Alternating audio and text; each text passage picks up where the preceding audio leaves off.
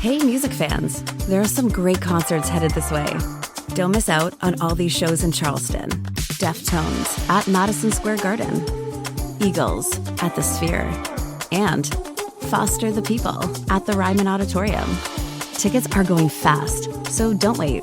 Head to LiveNation.com to get your tickets now. That's LiveNation.com.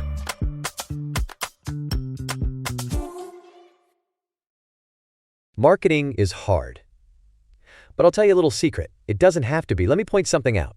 You're listening to a podcast right now, and it's great. You love the host. You seek it out and download it. You listen to it while driving, working out, cooking, even going to the bathroom. Podcasts are a pretty close companion. And this is a podcast ad. Did I get your attention? You can reach great listeners like yourself with podcast advertising from Libsyn Ads. Choose from hundreds of top podcasts offering host endorsements, or run a pre-produced ad like this one across thousands of shows to reach your target audience and their favorite podcasts with Libsyn Ads. Go to libsynads.com, that's Libsyn, ads.com today. Well, good morning, ladies and gentlemen. Welcome back to the Backyard Gardens podcast. We, as usual, hope everybody's having an absolutely fantastic day. We are taking a little bit of a break for the next couple weeks just to get regrouped and get our gardens in order. But this episode, not only is it brought to you by the Planter app, but it also is all about planting zones and how they really don't matter. This is a pulpit that we're willing to step on for quite a while and really hope that gardeners can understand that they just don't really matter. And this really refers to growing vegetables.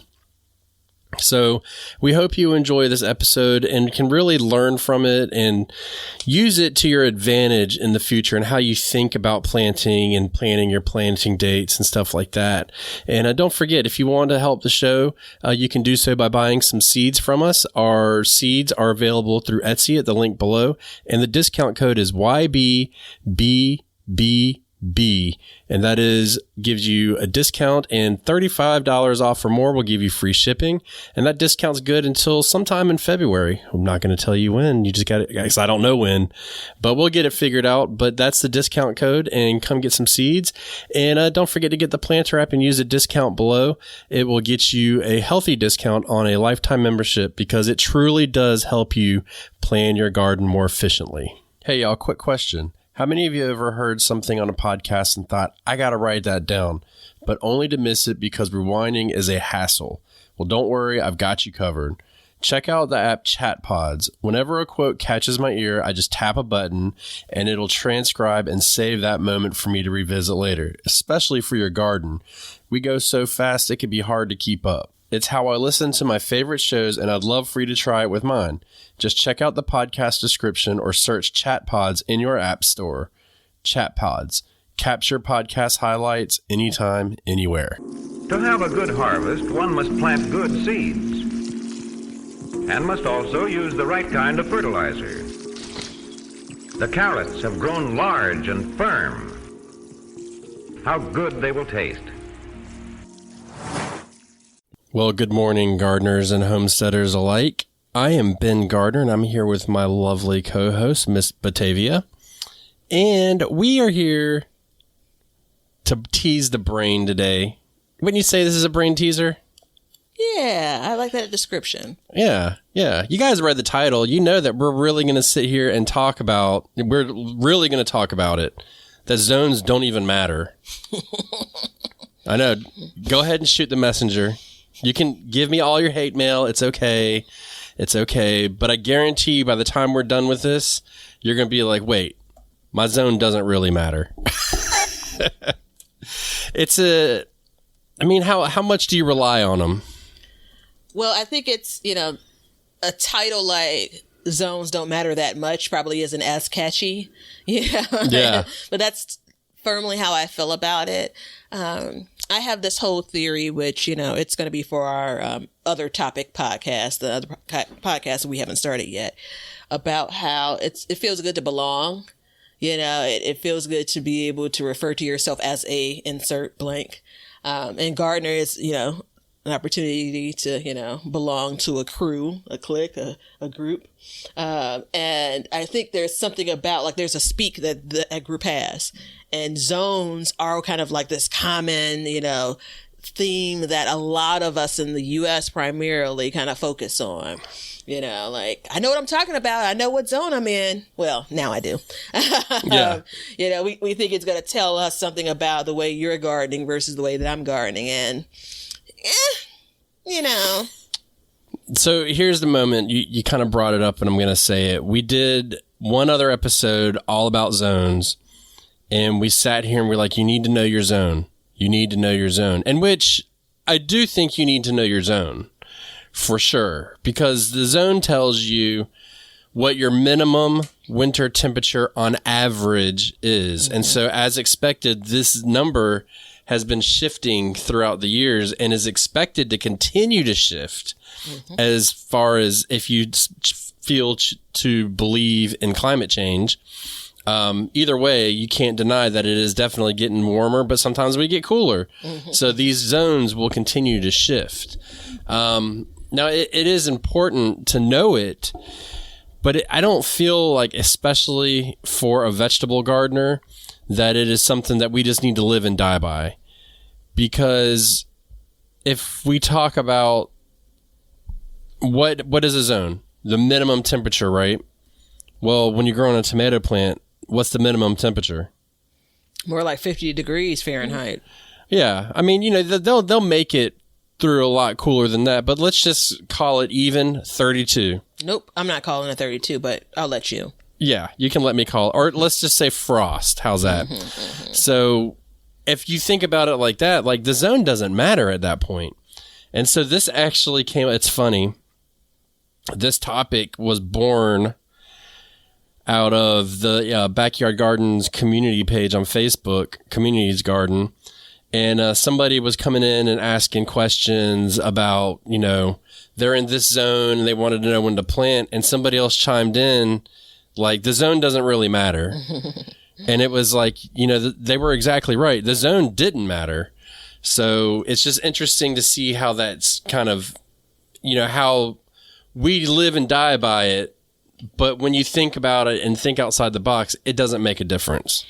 Yeah, I mean, I think that we've shortened it to say zone, we've shortened it to say garden zone, but it's hardiness zone.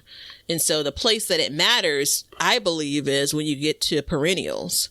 You know? So there's some perennials that will survive in your zone, but not mine.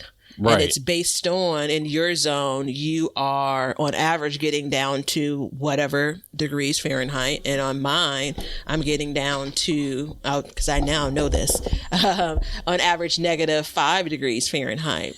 Did I get down to 5 degrees Fahrenheit at all this winter? No. You know, but it can happen. Yeah, it's an average. You know, history has said that, you know, this could occur. And so I think that's important. I think that there's some like plants that are not technically perennials, but they will return, right? You know, and so depending on what your zone is, you may find that, you know, 2 states over, they're able to have a certain plant return every year. And then in my place, they're not.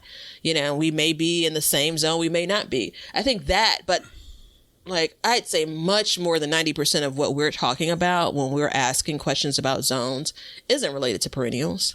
No. You know? No. And I mean, you know, I know that there's people listening right now that have been like, well, I've been growing this eggplant, pepper, tomato for 5 years straight in the garden. And that's because you don't get below that temperature. And which your zone is great. But, you know, I know somebody out in, I believe it was Washington State, same zone as me, exact same zone, 8A to be exact.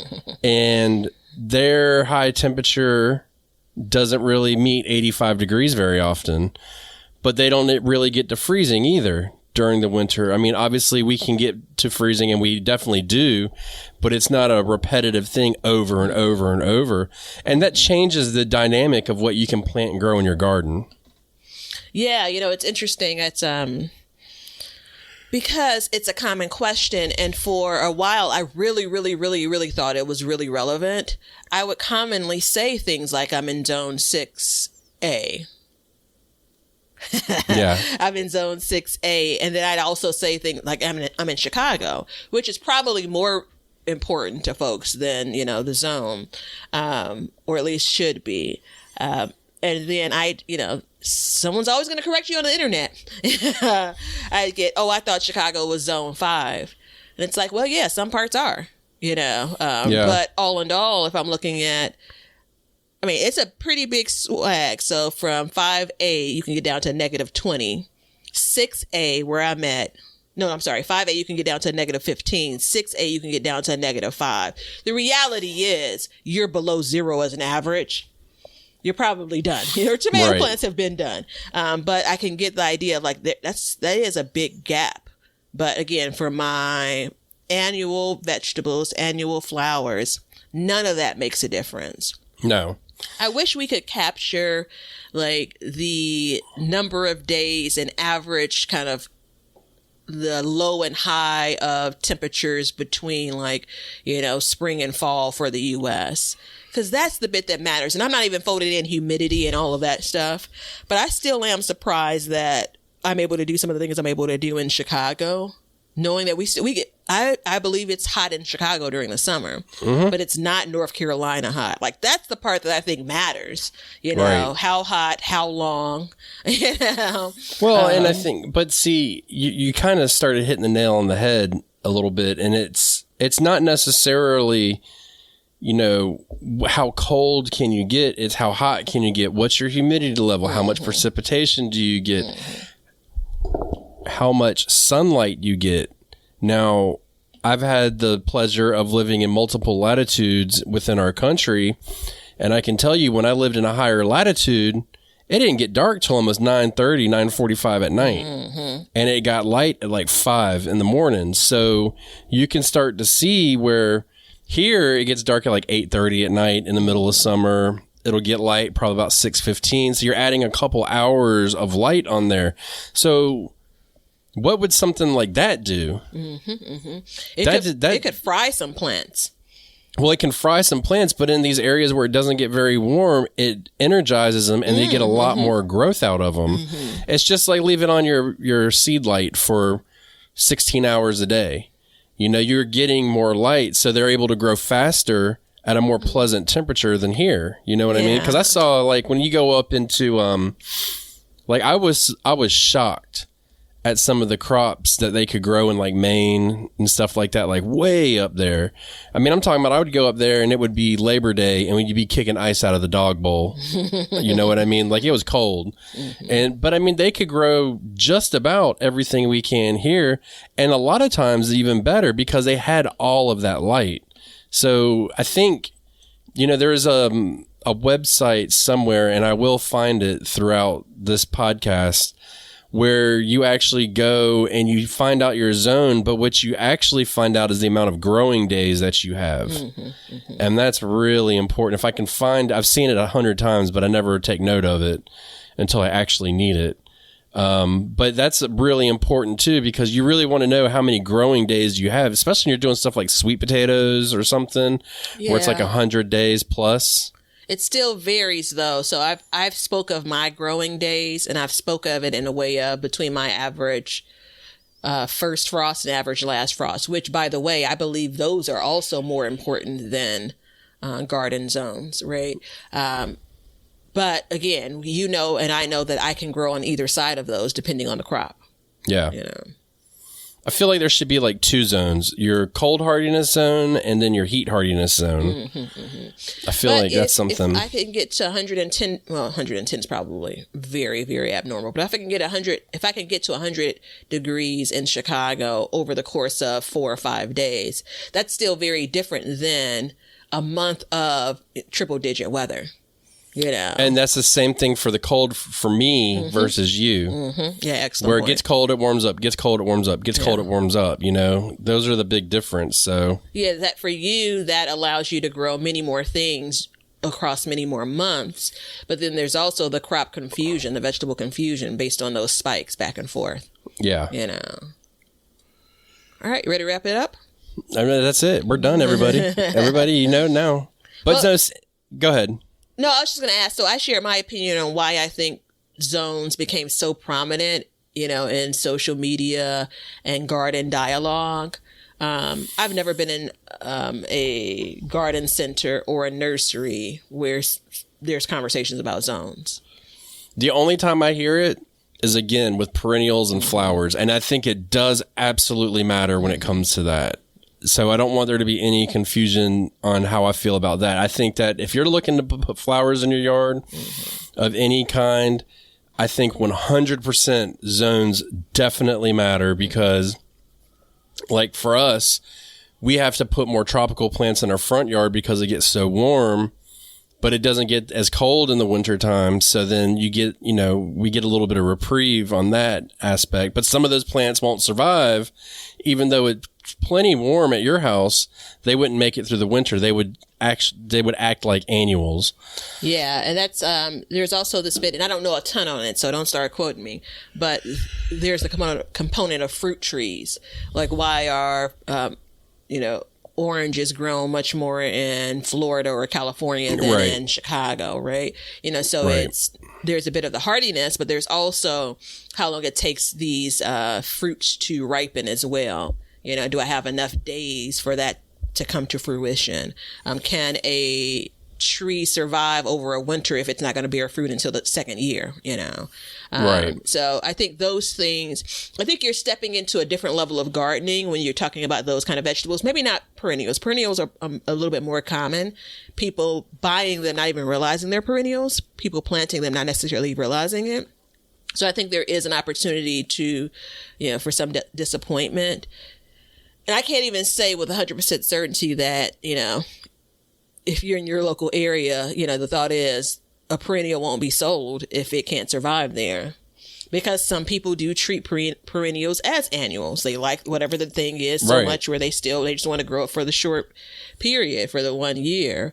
I definitely think, though, the risk with disappointment increases because we're able to order so many things online. Yeah, for sure. Yeah, 100%. And I mean, for us, it's like, well, hold on. Let me just say this. So the first hardiness zone was created in 1927, and it had 8 zones. And that's like one place that I see. It's like a nursery that has that listed. And then if you go to Wikipedia, it says that it was created in 1960. So I don't know. I think the more accurate one was probably created in 1960. And then the zones changed in 1990. In 2012, they were updated. So it's like you almost need, and so if you ask me, it sounds like we're due for another change or another reevaluation of what zone you're in. So, well, I told you that my my frost and first frost and last frost dates have shifted by a couple of days. Right. Mine too. Yeah, mine's shifted by a week. So there is that. And I mean, and that's the thing too, is you're in zone 6A, I'm in zone 8A, and our frost dates are very similar. Yeah. We're like a week or two off on either one. So, that doesn't really matter though, because when you look at it that way, in the grand scheme of things, like your last frost date is what? November the 1st. No, your first frost date. Sorry. I always get them mixed up, no matter what. It's probably because I'm always so concerned about the frost coming. April the 17th. So you're April the 17th. I believe now, technically, I do need to say this. When you look up your frost date, there are multiple dates based on percentages of chances.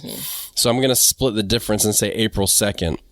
Now, here we are right now. We're recording this and it's April 5th and it's 85 degrees outside and the low is 65. On April, let's say April 18th, which would be 3 days after yours, if I did my math right. I may not have, but anyways, what's your low temperature going to be? Hey, music fans, there are some great concerts headed this way. Don't miss out on all these shows in Charleston. Deftones at Madison Square Garden. Eagles at the Sphere, and Foster the People at the Ryman Auditorium.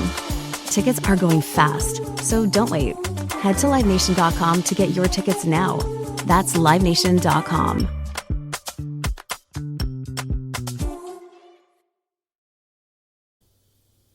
In April the what?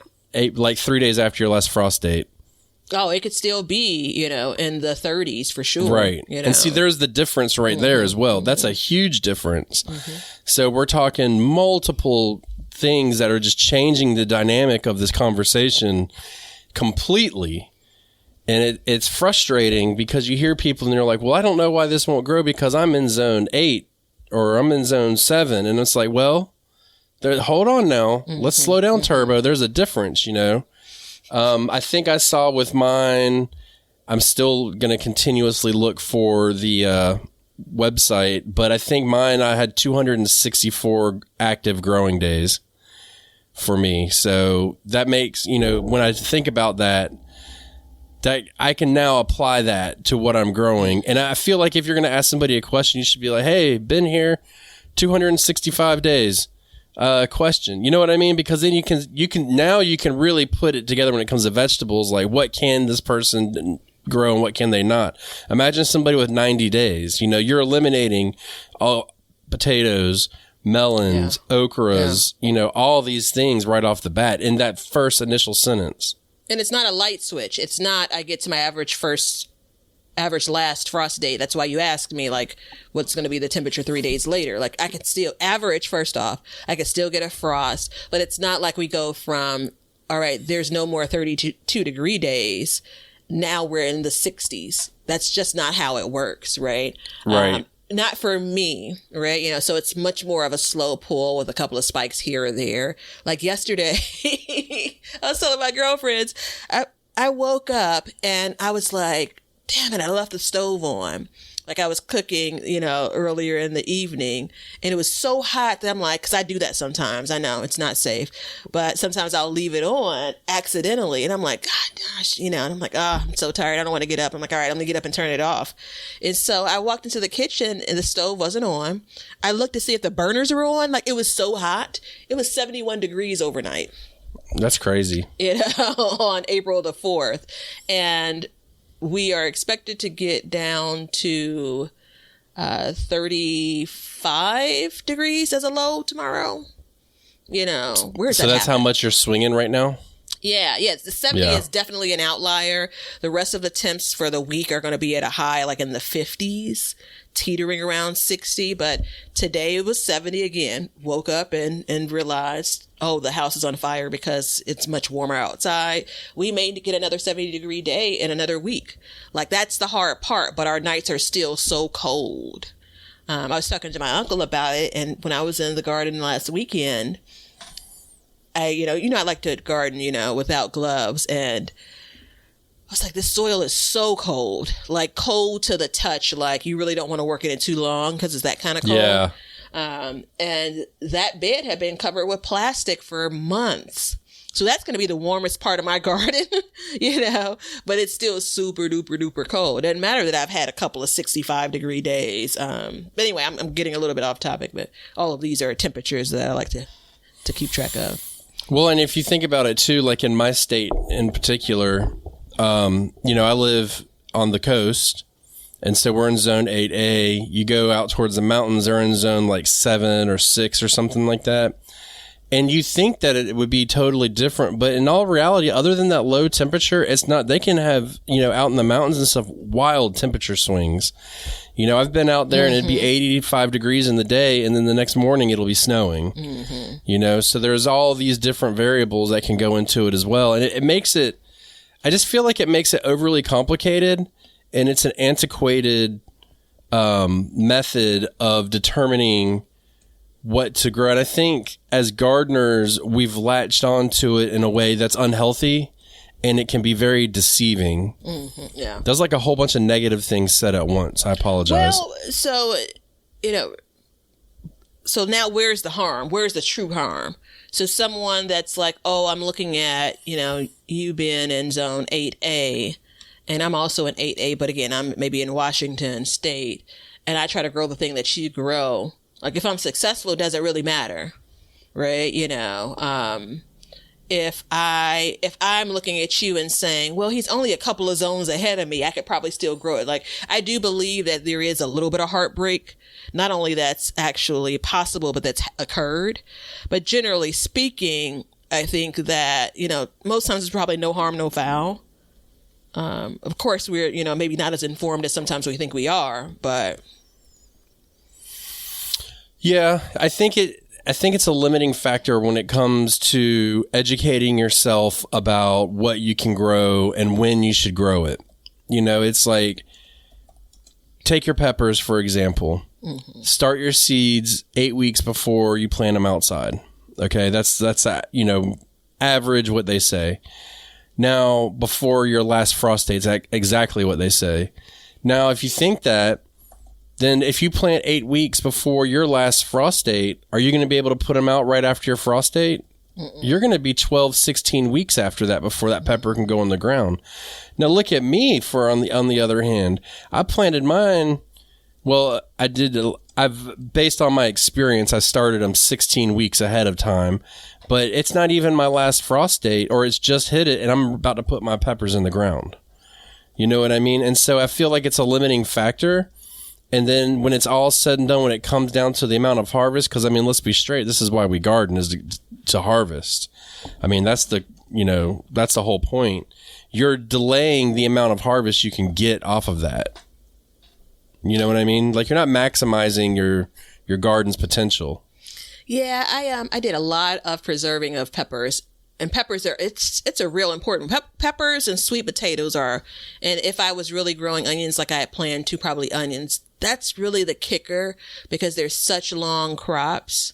I'm sure there are a bunch of others, but if I'm not growing them, they don't come top of mind.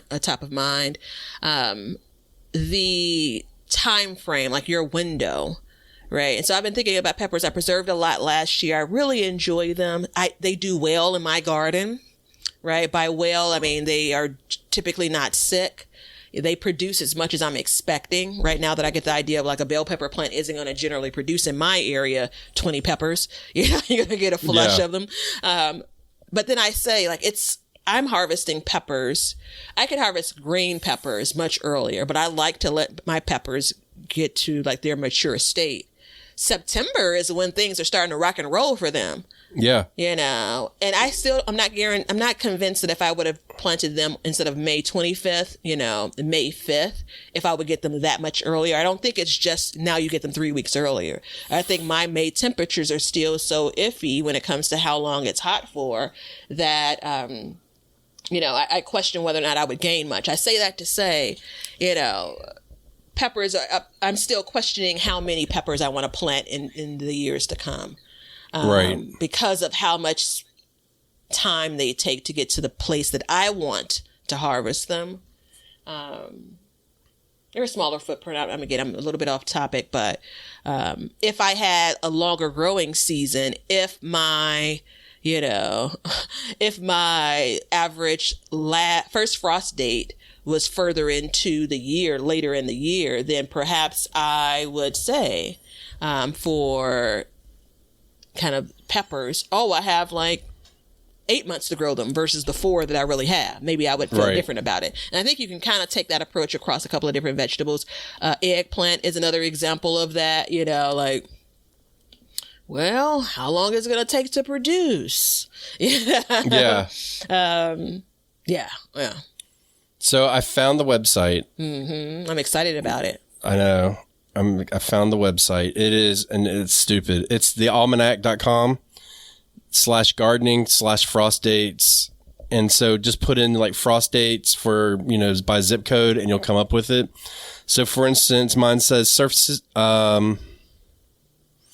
says the nearest climate station near you. So it may not be your actual like town that you live in, but closest to you. It says the altitude, which for me, it doesn't really matter. Last frost date, first frost date, and then growing season. So I have 218 days of an active growing season, which means no temperatures under 32 degrees. And it says the last and first frost dates are a 30% probability. So there's a 30% chance that you can get them, get a frost. Now my frost date is April 1st and November 6th. Miss Batavia's. They stole this idea. They stole this logic from me. This is the way that I've calculated it. So, and here we go. So you're in zone 6A. We know that.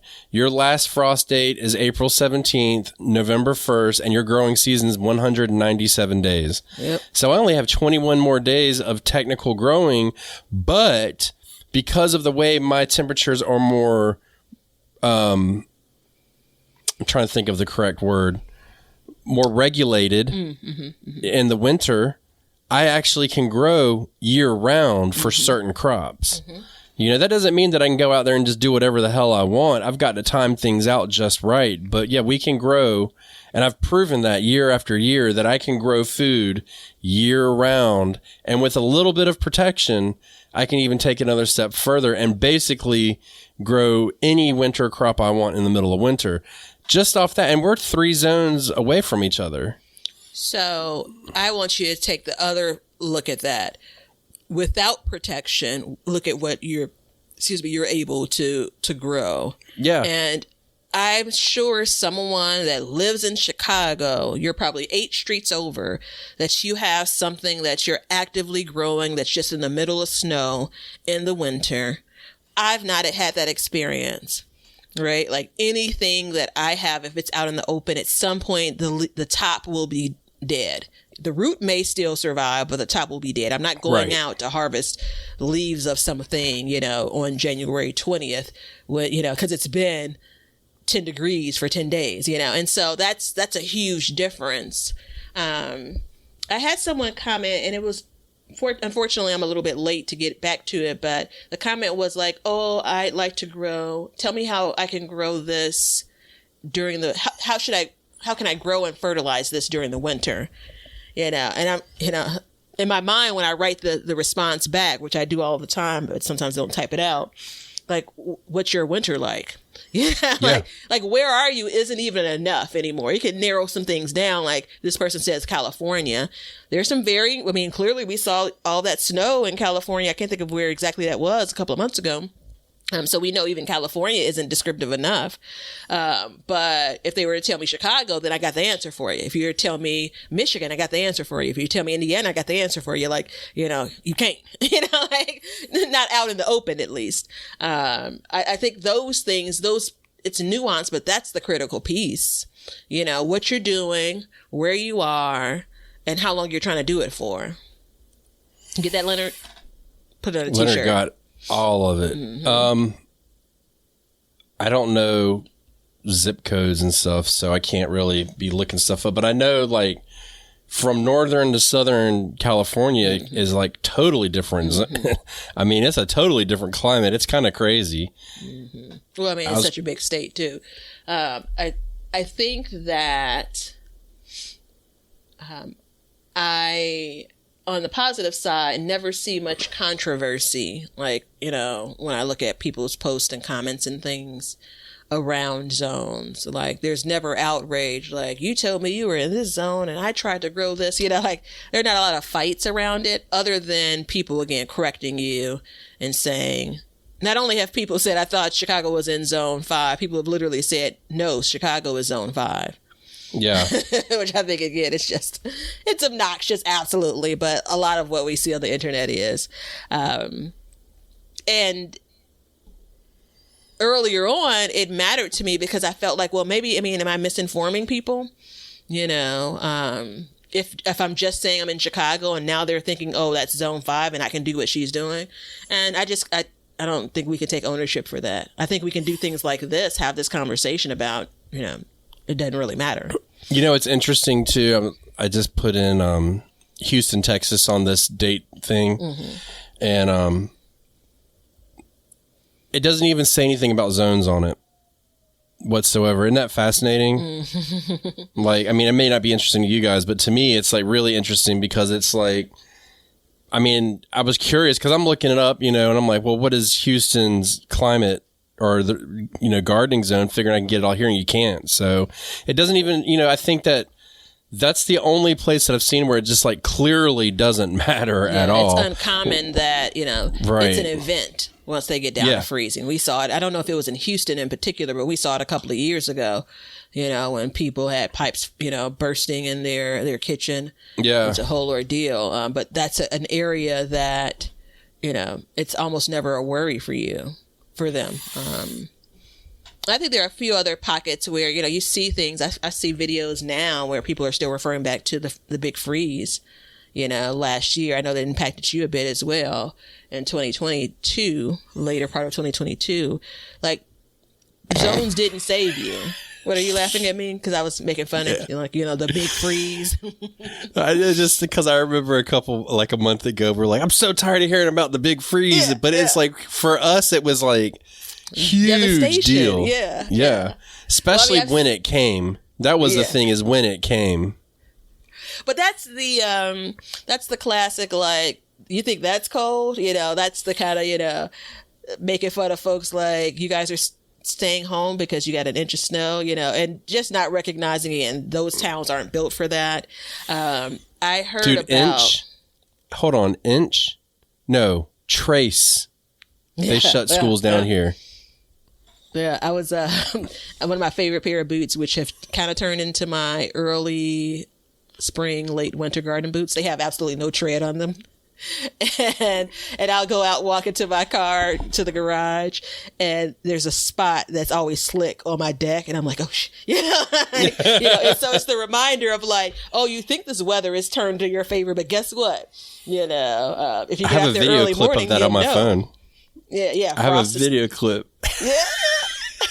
No, I should have fully expected. Those are the boots, though. Those are absolutely the boots. And that's probably 60% of why you have that video, because the other 40% was, I was going to end up on my butt either way. I want to just say the part about the clip that I love the best. This is a clip that Batavia sent me, and it is locked in a vault. I cannot divulge it to you guys. I'm sorry. Where she slipped in the snow and fell. It was the amount of time she sat there in the snow just thinking like, damn it. That was the funny part. It wasn't even the falling, because I felt bad for you, but the fact that you're just like, I can't believe this. I don't know what to do, So we're going to connect this. We're going to make this garden related, because some people just don't know like this life. So I'm still pissy about it because I had to return my air fryer stopped working. And I had the hardest time through Best Buy trying to get it returned. They're like, you got to bring it into the store. And I'm like, we don't do that anymore for returns. And so I was mad about that. And it was like maybe my second trip, but I had all kinds of like garbage I was trying to take out. So I was risking a lot, on this trip. So I'm walking and I get down to the bottom and I can see there's ice, but when you've lived this life, you think you know how to manage it. And so the slip comes. And I promise you, I looked back. The only reason why you had the video is I had to look back to see, like, did I butt my head? Because I felt like I lost time. So it was like, I knew I was stepping, and then the next thing I know, I was looking around like, what happened? But then I had to figure out, like, it's kind of like quicksand or something. Like, how do I get up without falling a second time? So that was the staring around, like, I'm going to have to wait until spring to get out. Yeah, I'm just going to sit out here and wait it out. So do you think that gardening zones matter? Do you think that people should know their gardening zones? I think that generally speaking, it's a piece of information you tuck away. I think that generally speaking, they matter, but they're not as important as most people think. And I'm going to speak on what I believe most people think. I respect that. I have no problem with that at all.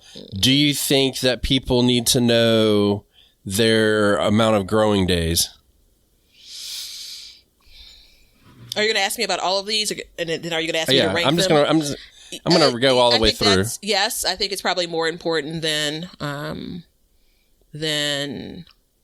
garden zones. And I mean, do you need to know your first and last frost date? I think that's probably one of the most important. Yeah, I do too. If you get down to frost, obviously. No, what I'm going to do is I'm going to take it a step further and see. Hey, music fans, there are some great concerts headed this way. Don't miss out on all these shows in Charleston.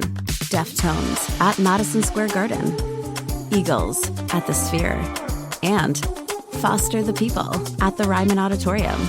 Tickets are going fast, so don't wait. Head to LiveNation.com to get your tickets now. That's LiveNation.com.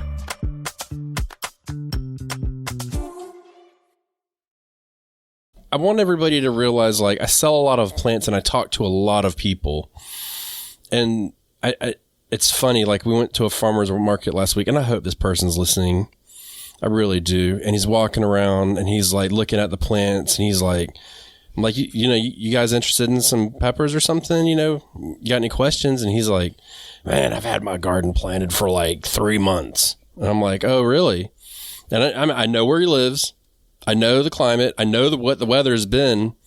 And I was like, oh, really? He's like, yeah. He's like, I've been having some problems, though. I'm like, shocker. And I was like, what, did it get warm one day and then you went out and planted? He's like, yeah. And I was like, you can't do that, man. But he proceeded to pick an argument with me about it. And the moral of the story, which I kind of left it at this, is like, you need to know what your climate is like across the board for, so you can make the educated decisions about what to do, and I see this all the time. And I've talked about it on the YouTube channel a lot. Is like, I've been fighting the urge for about a month now to plant my garden, to just go out there and throw my tomatoes in.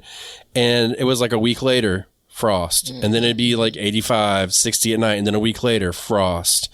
And so like now that I've hit my frost date, now I can make an educated decision and look out. So typically there's a rule in my area where we don't plant tomatoes or peppers or anything real sensitive until after Easter, because invariably it always happens. And this year is going to be that odd year. So, we're going around to farmers markets right now selling plants, and we're two weeks ahead of schedule.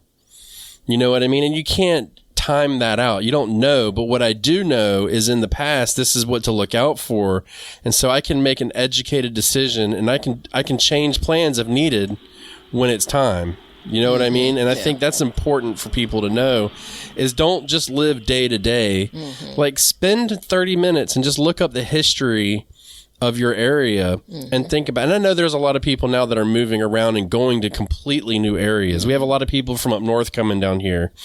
And the one thing that I hear a lot is I can't get anything to grow. I can't grow any, like people from like New York and stuff like that. And it's like, because it hits a wall in the summertime and they don't know how to handle that wall.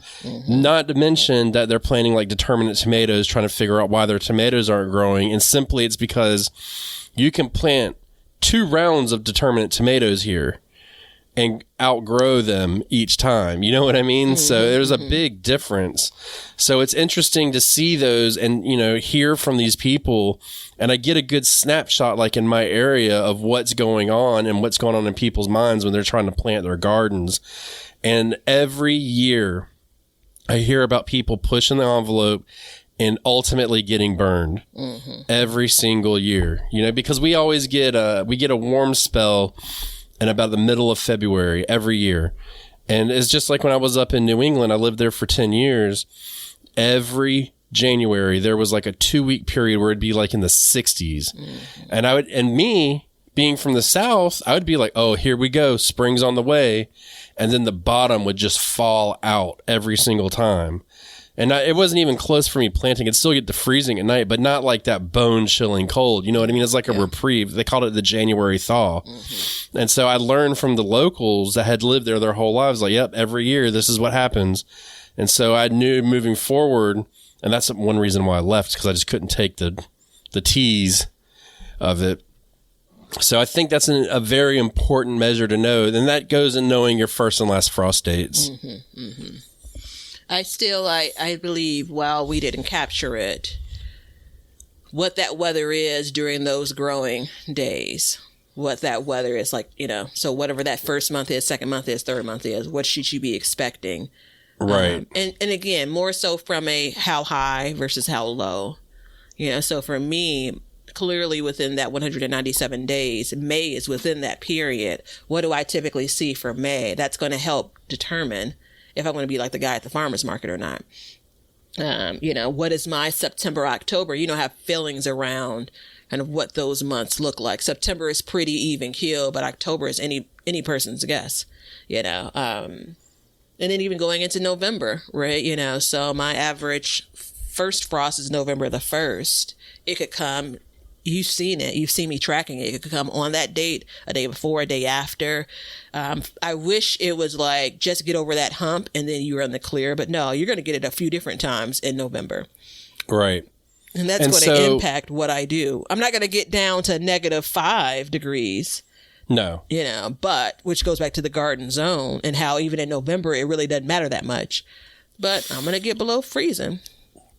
Well, and one thing to know too is like if you go and you were to take the advice of the Backyard Gardens podcast, which hopefully you will, and you look at your average temperatures for your area, dude, they're always lower than they're supposed to be. So it's like right now I'm looking at it.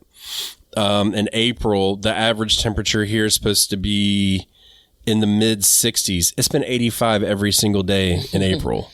You know what I mean? And like I go through each month and I'm like, it's, average high 86 degrees. And I'm like, dude, it's regularly over 90 degrees here. So there is that. And it's like in my area too, we have microclimates. Do you know what a microclimate is? Do you know what affects it and stuff like that? No. I mean, I think I know what a microclimate is. I don't know what impacts it. So like in our area, for example, I think it was last year or 2 years ago, we have 2 cities north and south of us, and they would get rain like every day in June. And we had, where I live in the middle, we live in the country, we had a drought. We didn't get any rain. And what it was those, all the roads and stuff were creating those microclimates and creating the radiation, the heat radiating off of the roads and causing rain, which can affect temperatures as well. So a lot of times in big cities, it'll actually be warmer than on the outskirts of the city because of all this. So, if you live in a city or something like that, these all can make changes within your area. Just like if you live in the mountains or in the hills or something, if you live in a valley, you can get the dew settling. You'll get, I believe it's more frost or less frost, one of the two. No, you'd get less frost because you wouldn't get the wind, more frost because you wouldn't get the wind blowing it away, and so it'll have time to settle and frost. So your frost date may technically be a little bit earlier if you're in a valley than if you're on a hilltop.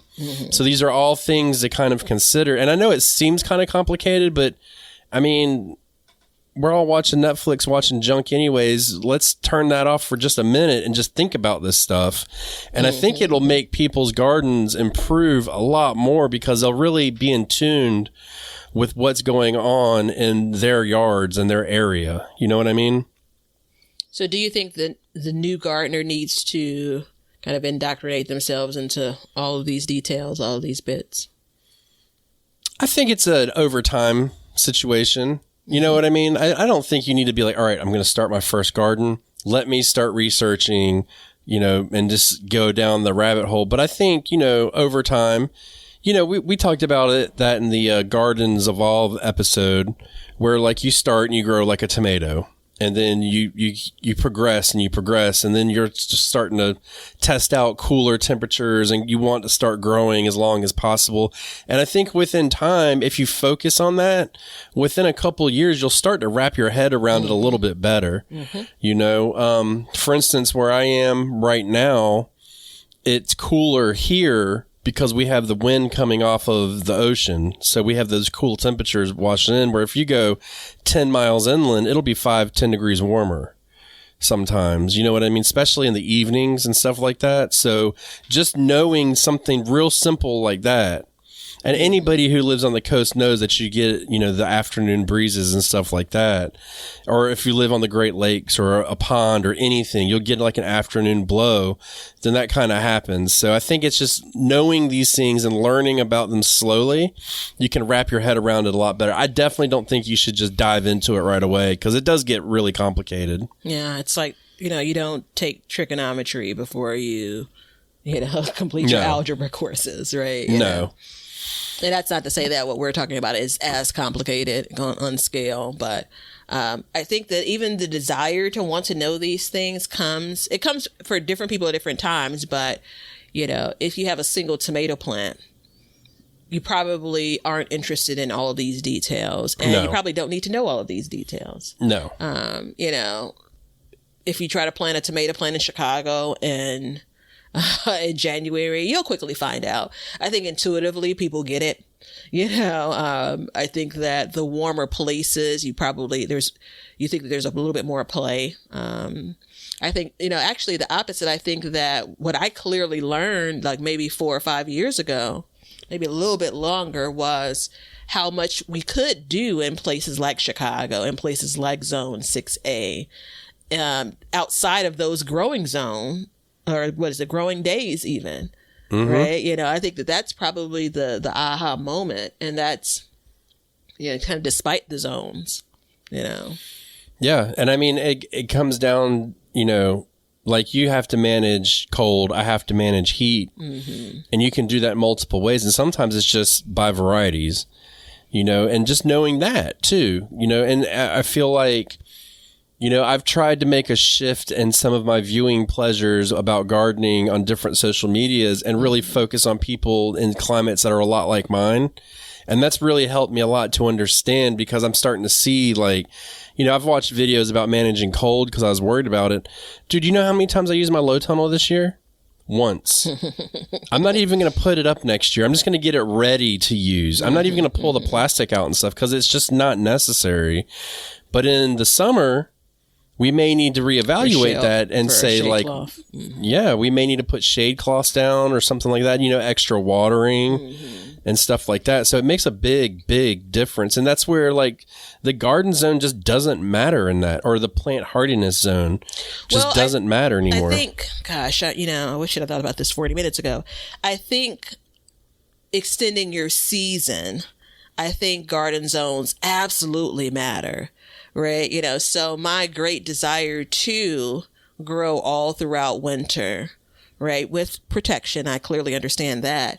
It's still, how much protection are you providing, and so, like, could my garden sustain -5 becomes the question. Is it worth me investing in creating structures and such to have a garden all throughout the season? What would I need to do to survive -5 degrees? That's when things matter, but that's probably an extreme version of gardening, right? Yeah. Well, and I think too, you have to really, with annuals too, just to note, I'm talking about annuals in that scenario. And you have to consider too, is like, how much are you producing out of your garden to even make it worth your while? Yeah. Like, at some point, like, I mean, okay, so, Batavia has 852.5 garden beds in her yard. If she's going to plant, 1 4x8 bed over winter, like, what's that going to do other than make you feel good? Now, you may want to do that just for fun, but when it comes down to it, that could be a lot of effort that's just not needed. It makes me so sad. And I had a call for work earlier this morning, and this is a treat for you all, because I don't think I've shared this with you all. There was a second round of New Year New Batavia, and it came about around spring. And so my colleagues would oftentimes get greeted with, good morning, right? And so just an overall happier version of me. And that's not what they got this morning. we are, I mean, the weather again is much more mild, much more comfortable, but it was doing quite a bit of raining. And so I was kind of like, oh, we're so close. Spring, please deliver. And I was sharing with a gardener kind of connected to this. It's really been hard for me to get out of the gate, getting out of the starting block, kind of this bouncing back and forth with the weather, and so it's almost a pipe dream now, this idea of I can create these structures and I'll have plants that are alive under the 6 layers of plastic. And I'm looking and saying, like, do I even want to go outside to go get, whatever the harvest, whatever that is? I don't know if I really have it in me right now, not right now as in this moment, but just generally speaking. Like, just look at how difficult it's been for me to, again, get out and into the garden. We haven't had snow much of this winter. It's not even that. That's not even, a barrier that I need to climb over. It's just like, call me when it's 75 degrees consistently. Right. Yeah, and I mean, that's the thing, too, is how much are you willing to deal with when it comes to extending and stuff like that? And it's like, why are you guys talking about extending your season in April? And it's because, I mean, sometimes it takes you the whole summer to get ready to do that. I mean, it is what it is. You might need to be doing some research and figuring it out. Well, there's also this bit of, weird, by the time this airs, you're like, a third of the way through spring everywhere in the U.S., right? And so, again, spring temperatures vary based on where you are. But windows are closing when it comes to spring planting, right? And for some, it's already closed. And so now maybe you're starting to think about, well, I didn't get a chance to grow this in spring. Now you're thinking about fall, right? And all of what we've talked about, growing days matter. I mean, this is where it really starts to get complex. When do you plant the thing that you're trying to plant for fall? How much, into the fall season / winter season can that thing go? If I have something that's almost ready to harvest in the fall, if I add something to extend the season a little bit more, maybe it gets to the point of maturity. I'm still not even convinced that that's a thing, but it all starts to be intertwined. But again, it's more like calculus at that stage. It gets to be a headache. It definitely does. So I'm going to stand firm in the fact that I don't think garden zones really matter. And I think that we should be discussing, average temperatures and times of temperatures, which makes it a lot more difficult to open a conversation with somebody when you have to say all those things like, hi, my name's Ben, 218 days, April 1st and November 3rd, with the average of 75 and April 2nd. I think that's a ridiculous way to communicate, but... Put it on a shirt, Leonard. Yeah. It would be nothing but just words and numbers. It'd be, mind-boggling. But, one thing I will say is if you ever want to know anything about the climate in your area, there's 3 types of people to talk to. Farmers, hunters, and fishermen. They will all be able to tell you all those times because they're in tune with it. And you may not want to call yourself a farmer. You may want to be a gardener. You may not want to be a homesteader. You may want to be, it doesn't matter. We're all farmers to an extent, just on a smaller scale. And so I think that we should be more in tune with what's going on in our surroundings and not worry so much about the here and now, but worry about throughout the course of the season. I am very proud of all of the things I've learned in the second half of my gardening career, and what I learned the first, 7 or 8 years has prepared me for now what I'm able to absorb and understand in the second half of the time I've been gardening. And generally, I think I'm just a better gardener for it, but I'm also a bit more compassionate. Yeah. A bit more empathetic, so I'm not really laughing at you all with the big freeze. I'm smirking, but I'm not laughing. But yeah, they're all good things. So if you basically want to say, I'm going to opt out of gardening zones, do that. And you don't even have to do all the other stuff we said is more important. I mean, we recommend it, but do what you want. Yeah. It's your garden. Plant your tomato plants in July and, whatever you want to do. It doesn't matter. It's up to you. That's your garden. It's your life. You do what you want to do. And I think that's the important part too. I mean, just because I get super technical about it and that doesn't mean that everybody else needs to. But what does become a problem is when people start spouting off untrue things and confusing people. That becomes a problem. And I don't like that because I feel like it leads people down a really small path. It's like when I was at that farmer's market, people were buying peppers from me. And I would tell them, look, the weather forecast looks a little iffy. Wait 3 days, check your 10-day forecast, and then plant. Just it'll be fine in the pot. Keep it watered. Keep it outside. Just make sure that it's not going to get cold. Yeah. And, once you do that, I think, that's the responsible thing to do. What's a couple days going to do? Yeah. I mean, really, are you going to get that much of a jump on a couple days? Yeah. Probably a couple weeks, yes. But a couple days, no. It doesn't matter at all. Agreed. Firm stance. So, everybody, I believe that we've covered that zones don't matter anymore. Batavia is officially in Zone 6A, and I am in Zone 8A. Officially. You've heard my singing voice, and you all can form your opinions on it. That's right. And you can come check us out on Facebook at Backyard Gardens Community Garden and support us on Patreon or Apple subscriptions. And just remember, we have actively learned to grow and growed for change. See ya.